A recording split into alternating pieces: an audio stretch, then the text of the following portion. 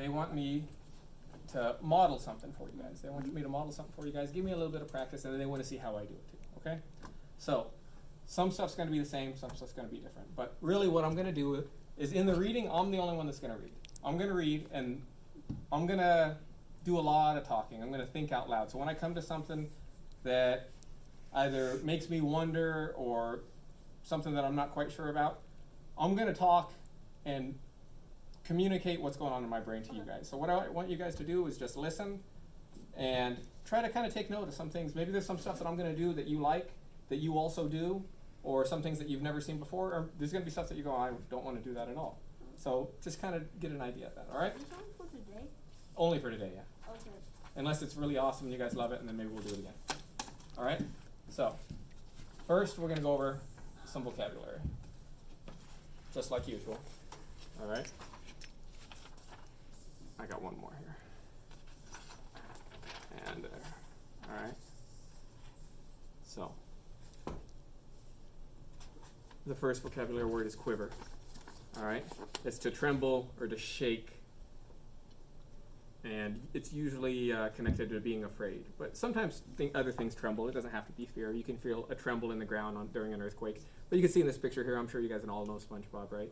And he's trembling, or he's quivering in fear because he heard a sound, right? He heard a sound in the bathroom, or in the kitchen or something, all right? Second word is gadget. So a gadget's a small mechanical device. And it's usually something that's pretty nifty. It's pretty neat. It has some really fancy functions. Or sneaky. So the sentence that I use for you guys is, the secret agent had a gadget in her shoe that allowed her to record conversations. You can see this little piece of machinery inside of the shoe there. So that's what a gadget is, all right? The third one is odd. So odd's just different. It's different than what you're used to seeing or knowing. Like this? You know, just like that. So that lioness and that bulldog, that's kind of an odd pair, right? You don't usually see a dog and a lion together. Yeah. All right, and then my last one is mumble. All right, so mumble to say something quietly and in a way that's not really clear, you know. So usually, not all the time, but usually when you mumble something, you're doing it on purpose so the other person can't hear you, you know. Maybe you're saying something that's not that nice, something that might be a little rude. But then sometimes people also just mumble when they're talking too fast, you know. So you guys can look at the picture here. And this is from one of my favorite cartoons when I was your guys' age. What is it called? I'll tell you about it afterwards, okay? But the character here, this guy's name is Yusuke, right? So Yusuke was mumbling. He mumbled a rude remark when his teacher scolded him for being tardy. So you can see here's the teacher, right? And then you can kind of see his face and then his lips. He's not saying it loud. He's saying it slowly enough so the teacher can't hear him, right? All right, so keep those in mind. We're going to leave these out, all right? Now, I'm going to give you guys each a sheet. And you don't really have to focus too much on this, okay? But really all it is it's a little checklist. These are things that you're going to hear me talk about. What's up, buddy? I didn't read this one first. It has a 1 on it. I'm going to address that, actually, because I didn't know. When I came and we read our last Desmond Cole book, I was not aware that it was even a series. I didn't know there was more than one. So we didn't start at the beginning, but that's okay. We're going to use that information during this read aloud, okay? So what this thing's going to be called is think aloud, read aloud, or read aloud, think aloud, I guess. But what I'm going to do, again, is I'm going to read the story out loud. I'm going to stop at certain points, and I'm just kind of going to explain my thought process, all right?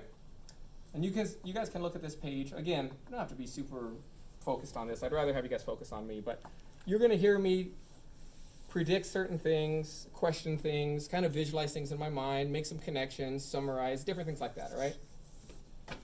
All right, we ready? Everybody good? All right.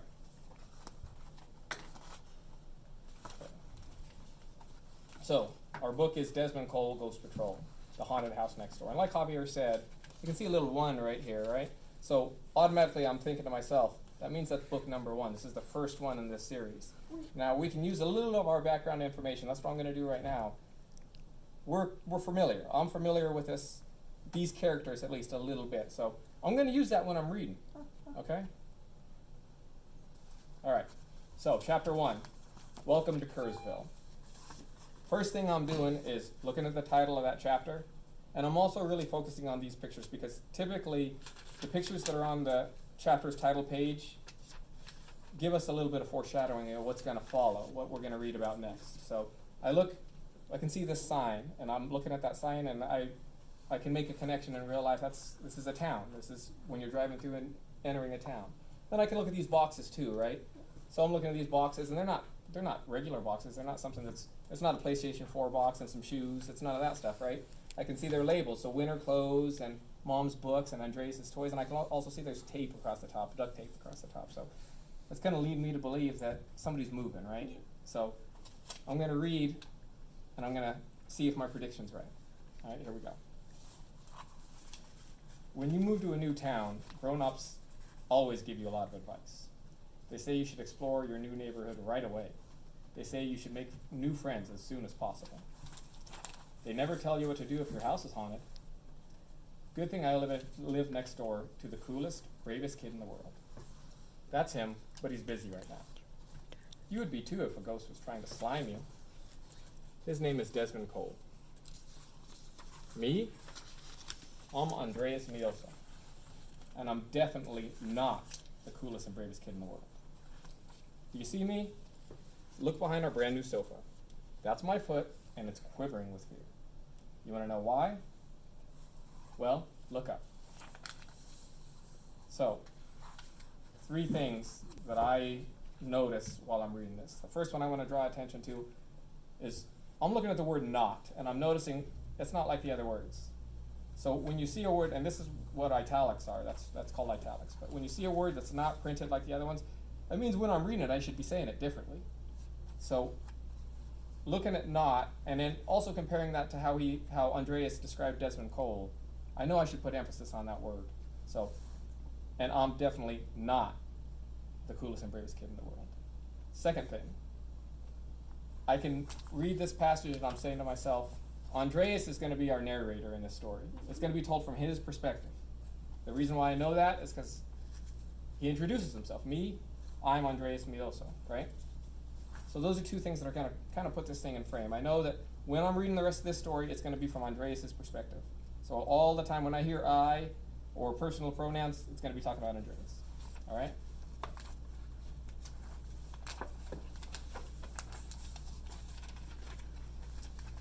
Yep, that's a ghost. He's seconds away from sliming our brand new sofa. And me. But wait, there's another thing grown-ups tell kids. They always say you have to start at the beginning. All right, one more pause and then we're going to kind of get the ball rolling here. But I'm looking at these 3 ghosts at the top. All right? And that reminds me of something that I've seen in the past. I've seen this in a lot of different books that I've read. And that's a text feature I had to look it up because I wasn't sure what it was called, but it's called a dinkus. This kind of sounds funny, right? But you look at these 3 dots, and these are ghosts because it's themed for the story, but most of the time you'd see little asterisks like this. Okay? And what that signifies is a change in the scenery or the time of the story. You know, so we can look at these first couple of pages. I'm looking at them, and there's something happening right now. Andreas is hiding behind the couch. Desmond Cole is using some type of gadget to control this ghost. And then now we have this, so it's going to tell me, all right, well, it's not in that timeline, we're moving. The next thing we read is, it all began yesterday when my parents and I moved to Kerrsville. So I know that we're going back in time a little bit when we're reading this. It all began yesterday when my parents and I moved to Kerrsville. We pulled in front of our new place, and the movers were already there, with trucks blocking the driveway. Isn't it a beautiful house? Mom asked, turning around in her seat. It's okay, I mumbled. I know you're nervous about moving, Mijo, but there's nothing to worry about. Mom and Dad got out of the car, and I followed behind them, slowly. That was when I heard something coming from next door. The garage door opened, and the boys came out, and 2 boys came out. They shook hands, and one boy walked away. There's a boy your age right next door, Mom said. See how lucky you are, Andreas? Go and make friends. Mom made everything sound so easy. Go on, Dad said. Have some fun. All right, I mumbled. That was when the boy next door waved to me. Can you come over? He asked. I nodded and walked over. With his garage door open, I could see that it looked more like an office inside. There was an old desk, 2 chairs, and a bookcase full of thick books. So, three things I want to address again is if I didn't have background information about Andreas, I would have guessed that he's kind of being pouty and kind of being a brat because he moved to this new place and he's not really enthusiastic. When his mom and his dad are asking questions, he's mumbling answers. You know, he's saying, when his mom asked, "Isn't it really nice?" "Oh, yeah, it's okay." When his dad told him to go have fun, "All right." Now he doesn't seem like he's really that happy, but knowing Andreas from the previous story that we read, I can kind of contextualize this a little bit. I'm already thinking, well, I don't know if it's quite that. I'm going to keep reading, and there's going to be some reveal here. On the desk, there was a flashlight, a video camera, walkie-talkies, and some weird gadgets with numbers on them. I started to get a little nervous. "Hey," the boy said, smiling. "I'm Desmond Cole." I'm Andreas. Midoso." "This is a great neighborhood," Desmond said. "Well, except for, what is that?" I asked, spotting some odd-looking glasses hanging on the wall. "Those are night vision goggles," he replied. "Night vision goggles?" I asked, but Desmond interrupted me. "Andreas, I have to warn you." "Warn me?" Now I was getting nervous. All right, so I'm going to pause again there. Before, again, if I didn't have any familiarity with the story, I would have thought that Andreas was kind of being kind of pouty. But now he continuously says that he's nervous, you know, and he's nervous right away when Desmond said that he has to warn him. And if we look back through pictures, I'm looking back at these pictures, Andreas always looks timid, you know, scared, like he's right on the edge of jumping out of his skin. So now I'm kind of creating an image in my mind where Andreas isn't this pouty kid. He's not confident. He's afraid of things. All right? "Warn me?" Now I was getting nervous. "It's my mom," he said. "She's making a welcome lasagna for your family." "That sounds nice," I said. Desmond leaned in close to me. "Don't eat it. Trust me. My mom's a pretty terrible cook." Then he laughed. I tried to laugh too, but this kid in this strange garage office were freaking me out. "I'd better go now." "Here," Desmond said, handing me a business card.